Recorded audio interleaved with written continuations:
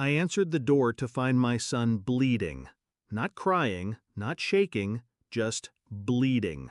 A small split on his lip, a bruise darkening under his eye. One shoe missing.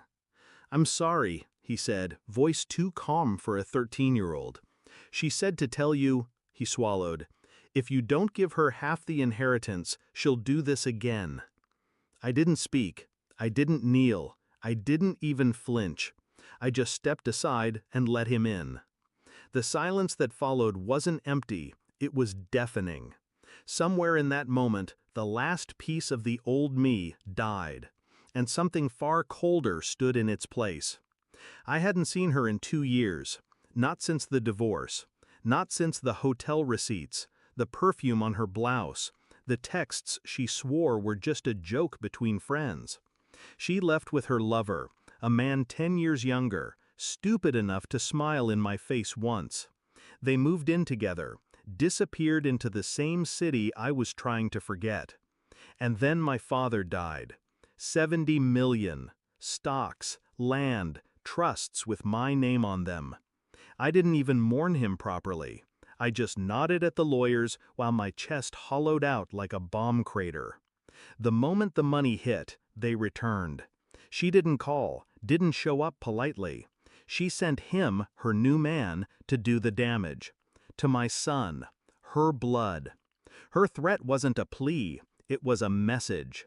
Tell your daddy I want half. As if pain could be negotiated, as if her fists could sign contracts. I didn't react, not outwardly.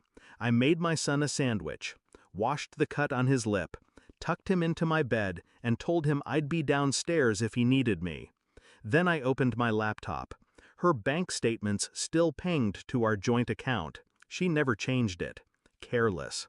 I traced every transaction. I followed the money like veins in a body until I found where it pulsed. An apartment rental in her lover's name. A clinic. A luxury baby store. She wasn't just back for the inheritance. She was planning a family. With him. And she was broke. Desperate.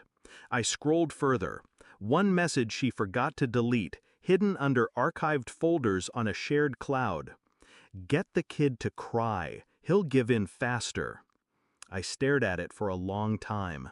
I didn't feel rage. Rage is messy, loud. This was something else, something colder than hatred. I drove to the apartment the next morning. Didn't knock. I walked in.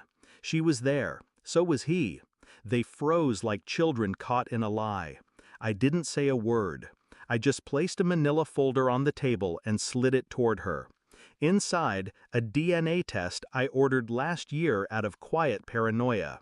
My son isn't hers. He's my ex's sister's child, dumped on us after she overdosed. We adopted him. My wife never bonded with him. I kept it quiet, for his sake, for appearances. But now, "You always said he wasn't really yours," I said flatly. Now I know how true that was.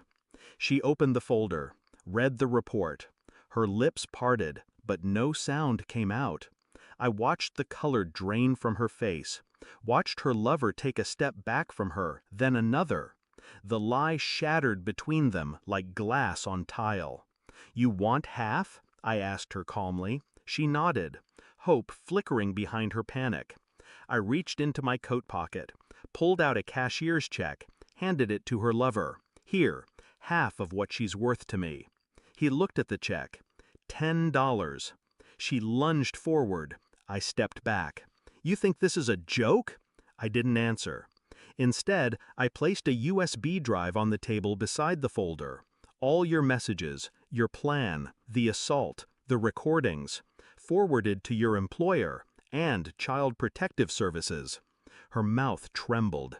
"You wouldn't?" I looked at her. For the first time, really looked, and saw nothing. "You already did." I turned and walked out. Didn't slam the door, didn't raise my voice. Silence makes people hear themselves louder. She hasn't tried to contact us again. The silence is almost disappointing. Almost. My son asks sometimes if she'll come back. I tell him the truth. She was never really here.